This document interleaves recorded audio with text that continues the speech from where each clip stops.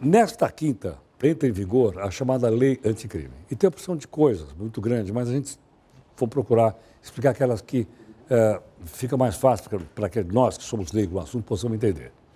O doutor João Paulo Martinelli, que é advogado, professor de Direito Penal, gentilmente está aqui para conversar conosco. João Paulo, muito obrigado mais uma vez pela sua gentileza. Bem-vindo aqui no Jornal. Muito obrigado. Muito obrigado. João Paulo, eu trouxe uma cola. Não sei se eu estou lembrando da época que eu estudava ainda, né? Sim. Quem não cola, não sai na escola, então eu fiz aqui uma cola. Se perguntar para você o seguinte, é fato que o tempo máximo de prisão, hoje, não é mais de 30 anos? Isso, houve uma mudança agora para elevar o tempo máximo de cumprimento para 40. 40.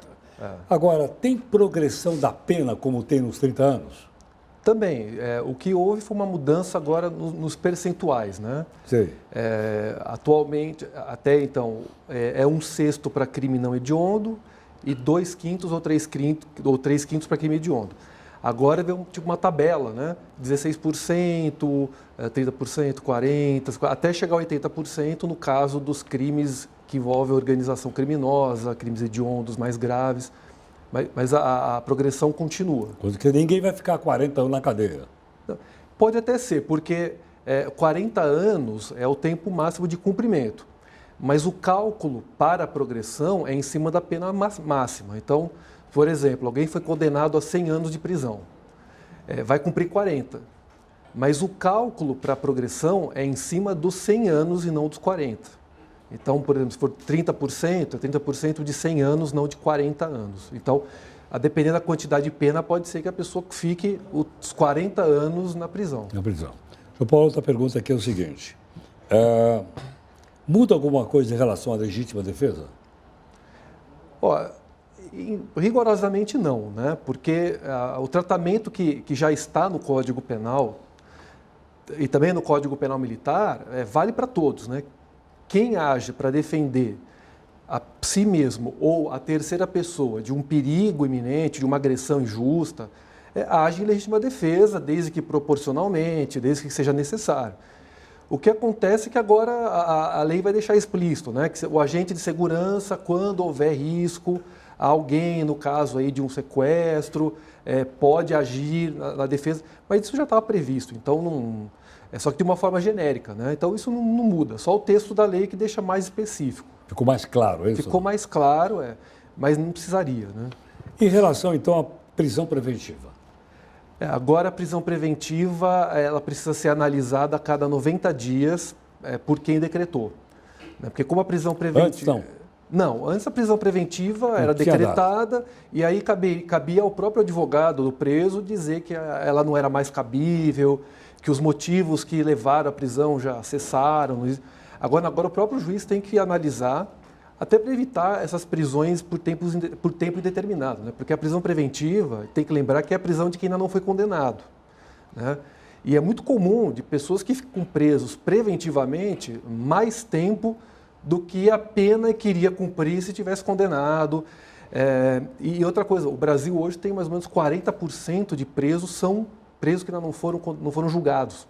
40%? Mais ou menos 40%. Mas eles não estão no sistema penitenciário, então? Sim, vão para o meu sistema penitenciário. Apesar de a lei determinar que os estabelecimentos devem ser distintos, né, para o cumprimento de pena e para a prisão preventiva, na prática coloca onde tem vaga, né? Então a gente vê preso provisório em penitenciária, por exemplo, às vezes um preso cumprindo pena em caso de detenção provisória, que não seria o caso. Então, na prática, é tudo misturado. Quando a gente assiste aqueles seriados da televisão, e também aqui do streaming, muitas vezes, seriados americanos, de polícia, eles descobrem alguma coisa por causa do material genético. Como é que é essa história no Brasil? Vai ser obrigado a ceder ou não? Obrigado, sim, não necessariamente obrigado, né? Quando alguém for condenado por determinados crimes, considerados mais perigosos, especialmente crimes sexuais, existe a possibilidade de recolhimento de material genético, desde Mas com que a anuência da pessoa? Com a anuência.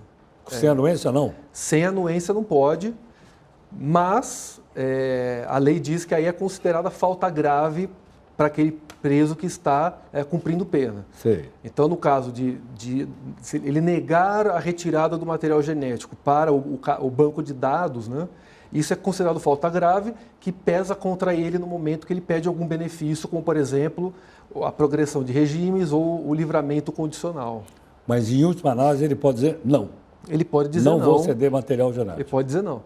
Agora, cabe analisar que é possível que tenha material genético e possa ter ficado com vestígio, né? Então, por exemplo, uma gota de sangue, um fio de cabelo no local do crime, e aí isso pode ser recolhido e coletado o material genético. Porque aí depende dele autorizar ou não. Isso, porque daí não é ele que produz o material, né? Entenderam.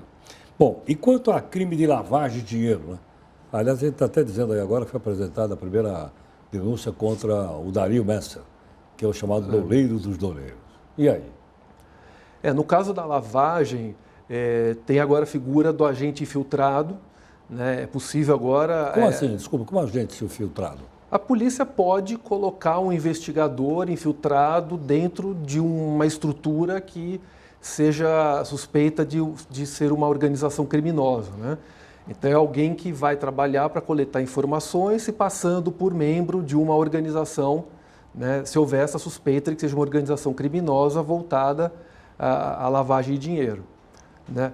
E o agente filtrado ele tem uma atuação que é regulada pelo juiz, tem que prestar esclarecimentos de tudo aquilo que ele coletou, todas aquelas informações que ele obteve, né? Então, tem que ter autorização. Então, não é simplesmente alguém se infiltrar, né? Precisa ter toda a autorização judicial e agir dentro dos limites da lei, né? Tem que agir para a busca da informação daquele crime que está sendo investigado. Nada além disso.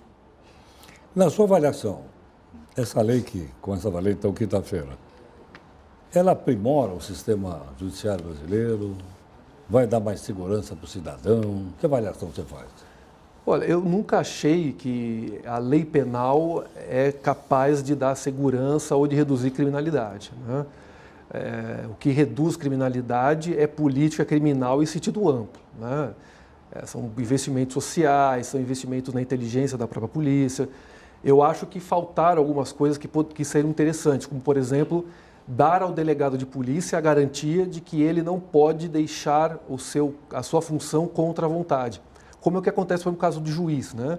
Sim. O promotor, o juiz, um promotor, se ele está incomodando, o tribunal não pode tirar o juiz de lá contra a vontade dele. Tá. O delegado pode.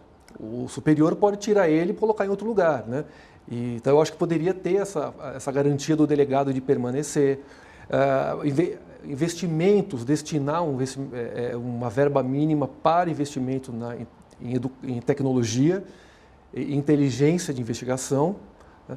Agora, há coisas que eu acho que são positivas, como o juízo das garantias, que reduz ao máximo a parcialidade do juiz na hora de julgar, né? A própria prisão preventiva, sendo obrigatoriamente, o juiz tem que, a cada 90 dias, analisar se deve continuar ou não para reduzir esse encarceramento de pessoas que ainda sequer foram condenadas, né? Então, há pontos que eu vejo que foram positivos, né? E há pontos que eu vejo também, alguns negativos, que são essas ausências, né? Mas outras coisas, a própria delação premiada, que foi, de certa forma, o tratamento foi mais detalhado agora, porque antes era meio vago o tratamento, agora foi mais detalhado, né?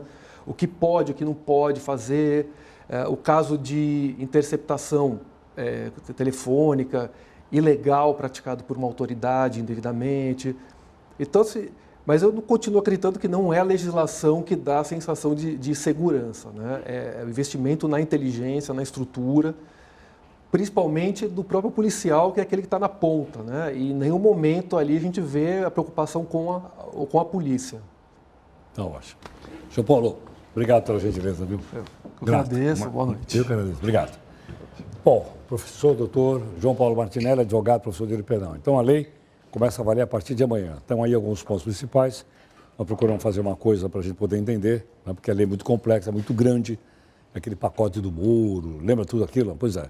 Então, acho que de uma maneira assim fica mais fácil da gente compreender.